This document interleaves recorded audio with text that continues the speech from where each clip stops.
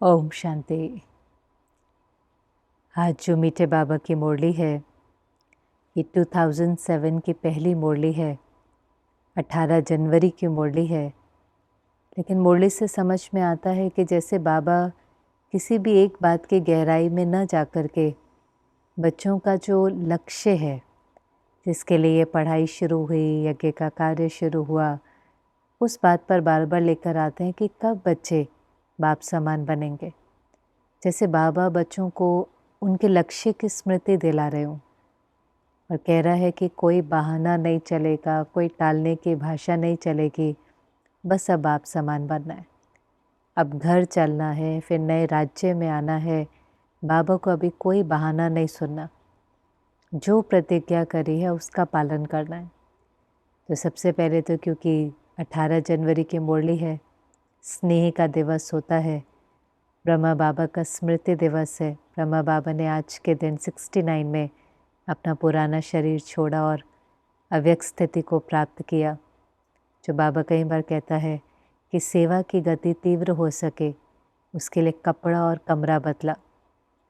जो ये शरीर था उसको छोड़ करके फरिश्ता स्वरूप धारण किया और स्थूल वतन से सूक्ष्म वतन निवासी हुआ कि जो सेवाएं हैं उसको और तीव्र गति मिल सके और फास्ट हो सके। तो आज के दिन विशेष अमृत वेले से ही सिर्फ शिव बाबा को याद नहीं कर रहे होते, लेकिन सब ब्रह्मा बाबा को भी याद कर रहे होते हैं। तो बाबा ने कहा स्नेह के सागर के पास सबका स्नेह पहुंच रहा था और बाबा भी दो प्रकार के बच्चे देख रहे थे, लवली और लवलीन। अब क्या अंतर है? लवली तो सब हैं, सभी स्नेही हैं, सबको ही बाबा से प्यार है। स्नेही नहीं होते तो बाबा के बनते ही क्यों, प्यार तो है। लेकिन लवलीन वो होते हैं जो बाबा की याद में, बाबा के प्यार में समाये हुए होते हैं। और जो समाये हुए होते हैं उनके ऊपर किसी भी विघ्न का प्रभाव नहीं पड़ता, लीन है वो भगवान के प्यार में, सर्व प्राप्तियों में समाये हुए हैं। इसलिए माया का परछाया नहीं पड़ता, कोई विघ्न उनके आगे आकर टिक नहीं सकता, निर्विघ्न होते हैं। देभान से परे भगवान के प्यार में कुर्बान गए होते हैं। तो ऐसे तो थोड़े ही होते हैं, लवली तो सब है लेकिन लवलीन तो फिर थोड़े ही होते हैं। और इसीलिए बाबा लवलीन और लवली दोनों बच्चों को देख रहे हैं। बाबा ने कहा आज अमृत वेले से भी पहले, कभी कभी तो अमृत वेला उठना भी मुश्किल लगेगा, लेकिन आज के दिन अमृत वेले से भी पहले सबका प्यार, सबका स्नेह बाबा के पास पहुंचा। सब स्नेह की मोतियों की माला पहना रहे थे और बाबा ने भी अपनी स्नेह भरी बाहों में सबको समा लिया। मन से, फरिश्ता स्वरूप से सब अव्यक्त लोक में पहुँचे हुए थे और बाबा ने भी आज के दिन की सभी को पदम गुणा याद भी दी कि मेरे मीठे, सिखिलदे, प्यारे सिरताज बच्चे पहुँच गए हैं। और बच्चे भी क्या कहते हैं, वाह बाबा वाह, और बाबा कहते हैं वाह बच्चे वाह। तो बहुत स्नेह की रो रिहान, स्नेह की मुलाकात हुई। लेकिन स्नेह दिवस के साथ साथ ये स्मृति दिवस भी है। तो बाबा ने कहा स्मृति दिवस पर कैसे सारी स्मृतियों की लिस्ट सामने आ जाती है, क्योंकि जैसी स्मृति होगी वैसी स्थिति होगी। स्मृति, समर्थी, स्थिति, ये ज़रूरी है ना। कितना भी बाबा से हमको प्यार है, लेकिन बाबा ने जो शिक्षाएं दी हैं क्या वो स्मृति में रहती हैं? बाबा ने जो ज्ञान दिया है क्या वो स्मृति में रहता है? क्योंकि स्मृति होगी तो समर्थी बनेगी, समर्थी होगी तो स्थिति बनेगी। तो बाबा ने कहा वो स्मृतियों को याद करो। पहली स्मृति बाबा ने क्या दी? आप आत्मा हो, शरीर नहीं हो बच्चे, आत्मा हो। कैसी आत्मा हो? भाग्यशाली आत्मा हो, परमात्मा के संतान हो। अब ये स्मृति आई ना, हम तो भगवान को ढूंढ रहे थे और क्या कहते थे, हम तो आपके चरणों की धूल हैं, हम उसके संतान हैं, उसके बच्चे हैं, अविनाशी खजानों के मालिक हैं, अखुट खजानों के मालिक हैं। ये कहाँ पता था? हम तो कहते थे चरणों में जगह मांगी थी, है ना। हम कहते हम तो आपके चरणों की धूल हैं, चरणों में जगह मांगी थी। बाबा ने कहा नहीं, आप तो मेरे बच्चे हो, दिल तख्त पर बैठने के लायक हो, सिरताज हो, कोटों में कोई हो, कोई में भी कोई हो। तो स्मृति जागृत करे आप कौन हो। स्वमान बढ़ाया, नशा चढ़ गया, खुशी मिल गई, अच्छा हम भगवान के बच्चे हैं। भाग्य विधाता ही हमारा हो गया। आप सोचो, लोग भाग्य को लेकर के कितनी मेहनत करते हैं, हमारा भाग्य बदल जाए, हमारा भाग्य श्रेष्ठ बन जाए, उसके लिए कितने लोगों के पास जाते हैं, कितना कुछ करते हैं। और यहाँ तो भाग्य विधाता ही हमारा हो गया, क्योंकि भाग्य तो बनता ही कर्मों से है, और कर्म के लिए चाहिए सही और गलत की समझ। तो बाबा ने आते ही दिव्य बुद्धि दे दी। ब्राह्मण जन्म का गिफ्ट मिला ना, गिफ्ट में क्या मिला? दिव्य बुद्धि मिली, तीसरा नेत्र मिला। अरे समझ में आ गया सही क्या है गलत क्या है, श्रीमत समझ में आ गई। श्रीमत पर चलना शुरू किया, श्रेष्ठ कर्म होने लगे, विकर्म विनाश होने लगे और श्रेष्ठ भाग्य बन गया। तो भाग्य विधाता ही हमारा हो गया, परमात्म पालना के पात्र बन गए। अभी तक तो किसकी पालना थी? बाबा ने कहा देखो, सारे कल्प में भी आपको देव आत्माओं की भी पालना मिलती है, लौकिक माता पिता की भी पालना मिलती है, लेकिन परमात्म पालना तो नहीं मिलती। परमात्म जो प्यार का सागर है, बुद्धिवानों का बुद्धिवान है, शांति का सागर है, वो मेरी पालना कर रहा है। और जब परमात्मा परफेक्ट है तो उसकी पालना भी परफेक्ट होगी। इसीलिए निश्चय भी चाहिए। पिछले दिनों भी एक मुरली चली थी, संशय वाला अपना नुकसान कर लेते हैं। क्योंकि बाबा ने तीनों कालों की समझ दी, आदि मध्य अंत की समझ दी, तो ये भी पता है कि विघ्न भी आएंगे। भले भगवान हमारा माता पिता है, पालनहार है। कईयों को फिर ये होता है ना कि जब भगवान ही मिल गया, उसका यज्ञ है, वो पालनहार है, फिर तो कोई विघ्न नहीं आना चाहिए। पर देखा, यज्ञ में भी विघ्न आए, समाज से भी आए, बेगरी पाठ भी आया, कई प्रकार के शरीर की भी भोगनाएं आई। क्यों? क्योंकि वो तो हर एक का हिसाब किताब है। लेकिन पालना ऐसी दी कि महसूस नहीं हुआ। पालना ऐसी मिली, बाबा की याद से विघ्न कहाँ चले गए, मेहनत नहीं लगी, मौज मौज में ही, याद में ही, अतीन्द्रिय सुख में ही पार हो गया।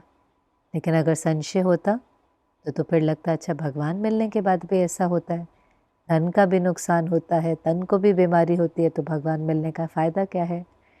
तो भगवान मिलने का फ़ायदा यह है कि एक तो समझ आ जाती है, तो कोई व्यर्थ नहीं चलता, निर्विकल्प हो जाते हैं, और इतनी शक्ति मिल जाती है कि विघ्न विघ्न ही नहीं लगता, निर्विघ्न स्थिति बन जाती है। जिन्हों को निश्चय होता है ना, उन्हों के दिल से ये आवाज़ ज़रूर निकलती है, एक दिन वो दिन भी था, आज का दिन भी है। जब वो बाबा के पास आते हैं तो बहुत बंधन होते हैं, लेकिन बहुत निश्चय बुद्धि होते, बाबा को याद करते, श्रीमत पर चलते, फिर वही आत्मा एक दिन कहती है कि वो दिन भी था और आज का दिन भी है, जब हम बंधनों से मुक्त सच्ची स्वतंत्रता का अनुभव कर रहे हैं। क्यों? हमने बाबा को अपना जीवन समर्पित किया।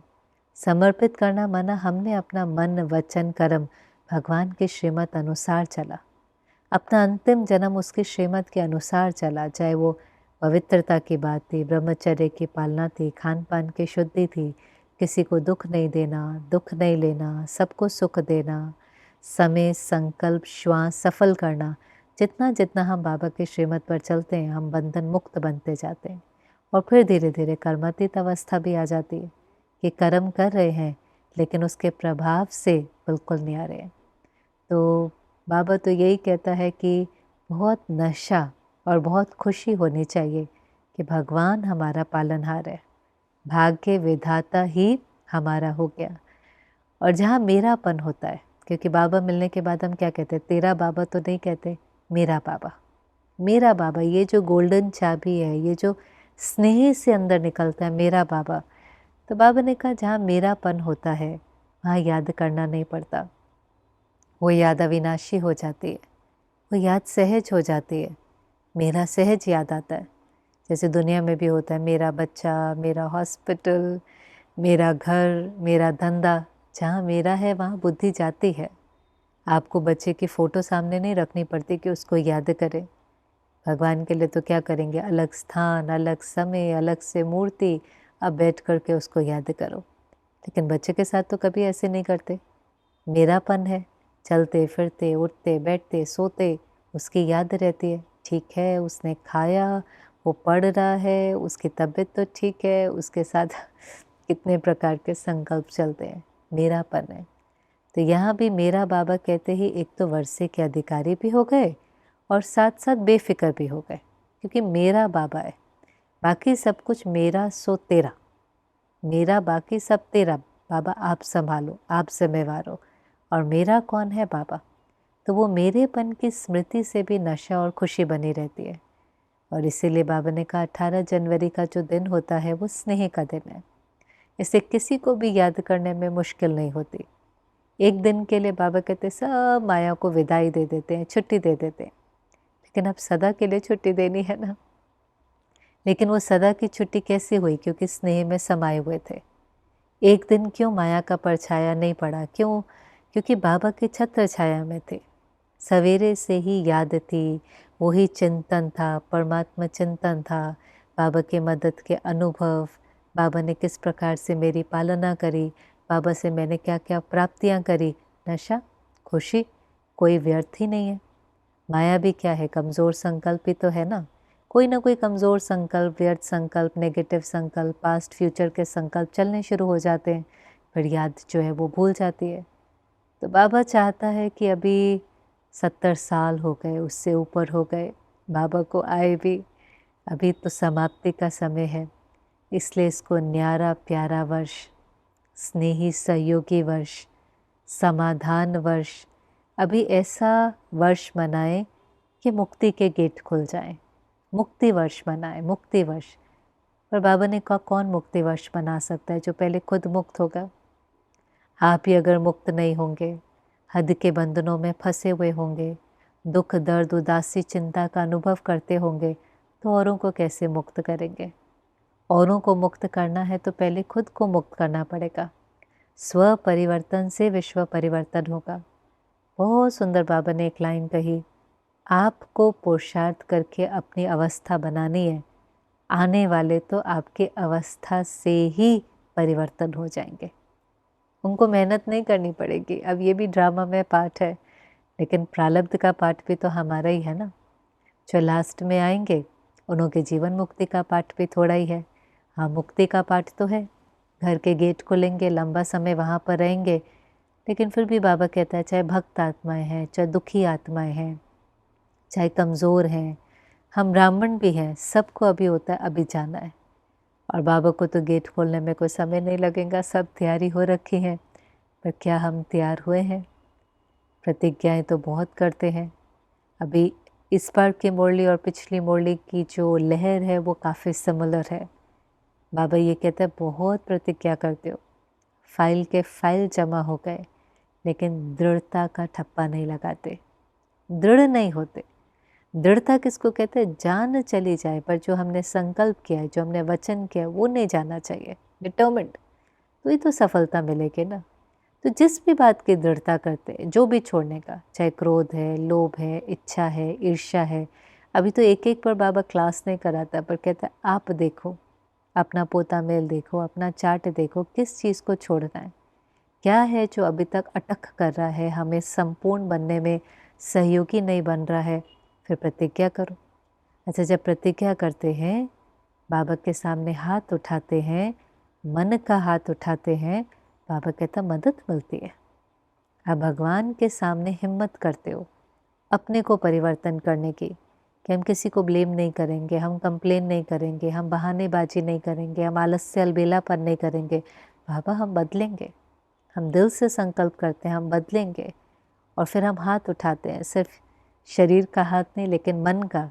तो बाबा कहता है उस घड़ी बाबा भी आपको मदद देने के लिए बंध जाता है। बस दृढ़ रहो। अब दृढ़ रहने का मतलब क्या है? आप कोई भी संकल्प करेंगे तो कोई ना कोई बातें तो आएंगी, विघ्न तो आएगा। पर बाबा कहता है चाहे सहन करना पड़े, सुनना पड़े, झुकना पड़े, मरना पड़े, आपने जो संकल्प किया उसको छोड़ना नहीं है। आपने जो वायदा किया उसका फ़ायदा उठाना है। आपने जो प्रतिज्ञा करी है उसको फाइनल करना है। अब जैसे हम यही संकल्प कर लें कि अच्छा बाबा अब हम क्रोध नहीं करेंगे, तो पेपर तो आएगा ना। कभी कोई हमारी बात नहीं मानेगा, कोई हमें बिना बात के डांट देगा, कोई हमारी निंदा करेगा, कोई हमारे अनुसार नहीं चलेगा, लेकिन हमने वायदा किया, चाहे सुनना पड़े, सहन करना पड़े, झुकना पड़े, मरना पड़े, हम क्रोध नहीं करेंगे। कुछ कहना है कहेंगे, लेकिन प्यार से, सम्मान से, ग्रेस से, डिग्निटी से। क्रोध किसको कहते हैं? अंदर में व्यर्थ चलना, अंदर में डिस्टर्ब हो जाना, अंदर में किसी के प्रति नेगेटिव संकल्प आना। फिर मुख से भी हो जाता है, किसी को कटु वचन बोलना, कड़वा बोलना, दुख देना। लेकिन जब हमने प्रतिज्ञा कर ली, इसीलिए बाबा कहते हैं उसके लिए चाहिए अलर्ट। अलर्ट, जिसके पास अलर्ट अटेंशन का चौकीदार है, उसके पास माया नहीं आ सकती। पर अलर्ट और अटेंशन लाने के लिए फिर बार बार अपने को स्मृति दिलानी पड़ती है। अमृत वेले स्मृति दिलाई, मैंने बाबा से वायदा किया है क्रोध नहीं करना। फिर दिन में कम से कम 50 बार अपने को स्मृति दिलाई, मैंने भगवान से वायदा किया है। भगवान से, आज पुराने ज़माने में लोग किसी व्यक्ति से भी वायदा करते थे, कहते थे मैंने वचन दिया है, मैं वचन के पीछे नहीं जा सकता, चाहे जान भी चली जाए। और ये तो हम किसको वचन देते हैं, किससे वायदा करते हैं? बाबा से। और हिम्मत का एक कदम हमारा 1000 गुना मदद उसकी भी तो मिलेंगी ना। इसलिए बाबा ने कहा अपने जो संकल्प करते हो उस पर दृढ़ रहो, क्योंकि अब प्रत्यक्षता होनी तो है ना। सब कुछ फास्ट स्पीड से जा रहा है, चाहे वो साइंस है, चाहे दुनिया में बढ़ता हुआ पापाचार है, भ्रष्टाचार है। स्पीड देखो हर चीज़ की कितनी फास्ट है, तो प्रत्यक्षता की भी तो स्पीड फास्ट चाहिए। हमें लगता है प्रत्यक्षता के लिए बस प्रोग्राम करेंगे तो प्रत्यक्षता हो जाएंगे। बाबा ने कहा वो तो बहुत अच्छे प्रोग्राम करते हो और उससे फ़र्क भी पड़ा है, जानने लगे हैं। कहते आपका कार्य बहुत अच्छा है। पर एक लाइन बाबा ने कही, प्रत्यक्षता बनने से होगी। आखिर तो प्रत्यक्षता किससे होगी? बनने से होगी, जब आप बाप समान बन जाएंगे।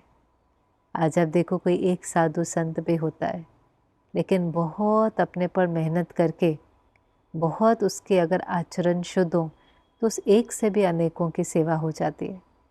उसका ओजस्वी चेहरा होता है, वाणी में बल होता है, अंदर में भरपूरता है, वैराग्य है, तपस्या है, इच्छाओं से मुक्त है।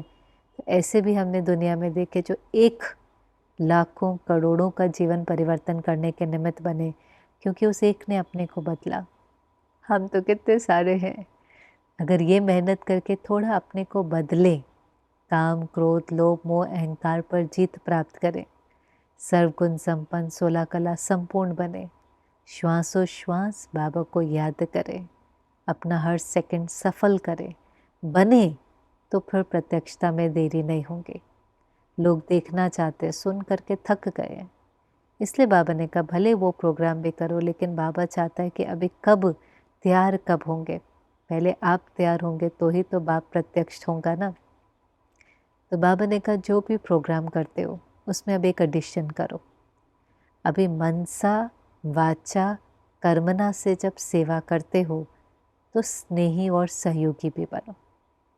कभी कभी बहुत बड़े बड़े प्रोग्राम हो रहे हैं, बहुतों का कल्याण हो रहा है, लेकिन जिनके साथ सेवा करते हैं अगर अपने पर अटेंशन नहीं देते तो कई बार बोल ऐसा हो जाएगा, कर्म ऐसा हो जाएगा कि उनको दुख पहुंचता है।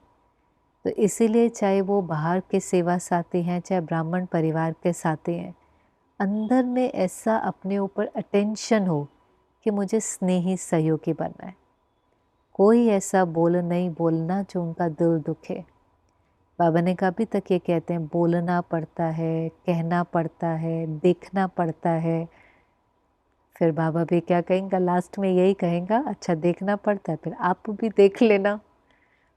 ऐसा कर्म करेंगे तो उसका भाग्य भी तो वैसे ही बनेगा ना। जब बाबा ने कहा नहीं करना तो नहीं करना, कम से कम हम जिम्मेवारी तो उठाएं। टालने की भाषा तो क्या हो जाती है, अपने को जस्टिफाई करना, पहले तो गलत करना फिर जस्टिफाई करना। उसने ऐसा किया था, उसने ऐसे बोला था, ऐसा था, मेरी गलती नहीं थी, उसकी गलती थी, उसने काम ही ऐसा किया। चलो जो भी किया, पर बाबा ने तो छुट्टी नहीं दी है। जो पिछली बार भी बाबा ने कहा क्रोध की रिपोर्ट बहुत आती है, उसमें भी उसके जो बाल बच्चे हैं, रोब है, नशा है, अपनी पोजीशन का नशा है, अपनी सेवा का नशा है, अपनी विशेषता का नशा है। फिर वो रोब के रूप में, अथॉरिटी के रूप में, चिड़चिड़ेपन के रूप में, खुद प्रेशर में होंगे, औरों को प्रेशर डालना, उनका ब्लड प्रेशर बढ़ा देना। तो ये सब करने से क्या बना, हमने इतनी मेहनत भी करी, पर जो अंदर में लक्ष्य है सर्वगुण संपन्न बनना, वो लक्ष्य तो नहीं हुआ ना। इसलिए कभी भी कोई कारोबार है, कोई प्रोग्राम है, थोड़ा अंतर्मुखी होकर के अपने को समझाना चाहिए कि जब ये प्रोग्राम पूरा होगा और हम रात को अपना चार्ट लिखेंगे तो हमारा रजिस्टर तभी ठीक रहेगा जब हमारे से किसी को दुख नहीं मिलेगा। चाहे उस प्रोग्राम में 100 आ जाएं या 10,000 आ जाएं, वो प्रोग्राम सफल हुआ, मेरी सफलता नहीं है वो। प्रोग्राम की सफलता तो भगवान को उसका श्रेय जाता है। जिसकी बुद्धि को टच करना है उसको खींच कर ले आता है। लेकिन मेरी सफलता है कि बहुत कारोबार करते हुए, सेवा करते हुए, अनेकों के साथ सेवा करते हुए मैंने बाबा की श्रीमत का पालन किया। स्नेही रहे, सहयोगी रहे, जो बाबा की श्रीमत थी उस अनुसार चला, सबको सुख दिया, तो दुआओं का खाता जमा होगा। हमें भी हल्का लगेगा, पुण्य जमा होगा, विक्रम विनाश होंगे और वो एक आंतरिक शक्ति, आंतरिक खुशी, अतीन्द्रिय सुख की भासना आएंगी और हमारी स्थिति से बाबा भी प्रत्यक्ष होगा। हमारी संपूर्णता ही, हमारी संपन्नता ही तो बाप को प्रत्यक्ष करेंगे ना। तो ये बाबा देखना चाहता है। बाबा ने कहा कोई बहानेबाजी, कोई एक्सक्यूज़, कोई आलस्य, कोई टालने की भाषा अब नहीं बाबा देखना चाहता। बहुत अंतिम घड़ियाँ नज़दीक हैं। अब हम बनेंगे तो मुक्ति के गेट पे तो खुलेंगे ना। तो बाबा के बच्चों से ये उम्मीदें हैं। ऐसे कहते हैं साथ चलेंगे, साथ रहेंगे, साथ राज्य करेंगे। पहले समान भी तो बनो। हाथ खड़ा करके तो बाबा को खुश कर देते हैं, लेकिन मन का हाथ भी तो उठाओ। क्योंकि बाबा ने कभी एडवांस पार्टी पे बाबा को पूछती है, बाबा कब तक? तो बाबा भी बच्चों की तरह जवाब दे देता है, जल्दी जल्दी। लेकिन बाबा बच्चों से पूछता है, चाहे वो दादियाँ हैं, दादे हैं, फर्स्ट लाइन वाले हैं, छोटे बच्चे हैं। बाबा ने कहा छोटे भी हैं तो क्या हुआ, वर्षे के तो अधिकारी है ना, तो जिम्मेवारी भी लेनी पड़ेगी। जब छोटा भी है, 7 दिन का भी है ज्ञान में, तो भी कहेगा मेरा बाबा। तो मेरा बाबा तो सारे वर्षे का अधिकारी, खजानों का मालिक। जब खजानों का मालिक है, वर्षे का अधिकारी है, तो फिर साथ साथ जिम्मेवार भी है। स्व के परिवर्तन, विश्व के परिवर्तन, मुक्ति के गेट खोलने के जिम्मेवार है। इसकी डेट फिक्स करो। क्योंकि बच्चे बाबा से पूछते हैं, बाबा पर्दा कब खुलेगा? बाबा कहते हैं अभी खुल सकता है। विनाश की तो पूरी तैयारियां हो रखी हैं, अभी खुल सकता है, उसमें क्या है? आप बताओ आप कब संपन्न बन रहे हो? पर्दा खुल जाए, विनाश हो जाए और राज्य करने वाले तैयार ही नहीं है। ये तो ऐसे है, किसी को पूछते रहो गवर्नमेंट को, हॉस्पिटल कब बनेगा, हॉस्पिटल कब बनेगा। अरे पहले डॉक्टर तो तैयार हो। अगर उस गांव में कोई डॉक्टर ही नहीं है तो फिर अस्पताल का भी क्या करेंगे? ऐसी हर चीज़ के लिए नई दुनिया आ जाए, लेकिन उसमें राज्य करने वाले ही तैयार नहीं है। राजा तैयार नहीं, प्रजा तैयार नहीं, तो नई दुनिया का भी क्या करेंगे? कई बार क्या होता है, आजकल आप देखेंगे ना दुनिया में, ऐसा माना जो स्लम है उसको रीडेवलप कर देते हैं। झोपड़पट्टी वाले हैं उनको बिल्डिंग बना के दे देते हैं। अच्छा बिल्डिंग तो बना दी पर उनके संस्कार बदले नहीं होते। झोपड़पट्टी में रहने के संस्कार हैं, कहीं भी थूक दिया, कैसे भी रहे, कैसे भी माना सफाई नहीं। इधर आ जाते हैं, फ्लैट मिल जाता है, लेकिन वहीं पर ही सीढ़ियों पर ही या दीवारों पर ही कहीं थूक देंगे, वहीं कहीं बकरी बांध देंगे, वहीं पर ही। भाव है संस्कार नहीं बदला, सैल्वेशन मिल गई, स्थान मिल गया, गवर्नमेंट ने कंफर्ट भी दे दिया, पर आता ही नहीं है उसका इस्तेमाल करना, तो थोड़े ही दिनों में वो भी झोपड़पट्टी जैसा हो जाता है। ऐसे ही नई दुनिया मिल गई और काम, क्रोध, लोभ, मोह, अहंकार है, तो वो नई दुनिया थोड़ी ना रहेंगी, वहाँ भी पापाचार, भ्रष्टाचार, फिर उसको सत्युग थोड़ी ना, उसको भी कलयुग कहेंगे। तो कलयुग सत्युग तभी बनेगा जब पहले हम सत्युगी बनेंगे।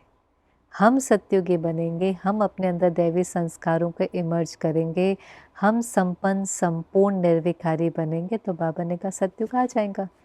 क्योंकि विनाश की जो तैयारियां हैं, चाहे प्राकृतिक आपदाएं हैं, प्रकृति भी तमो प्रधान है, ये सब बॉम्ब आदि भी तैयार है, सब कुछ तो तैयार है। आत्माएं भी इतनी कमज़ोर हैं, पाप का घड़ा भी भरा हुआ है, सिविल वॉर होने में कोई देरी नहीं लगती है, लेकिन जितना समय है हम तैयार हो।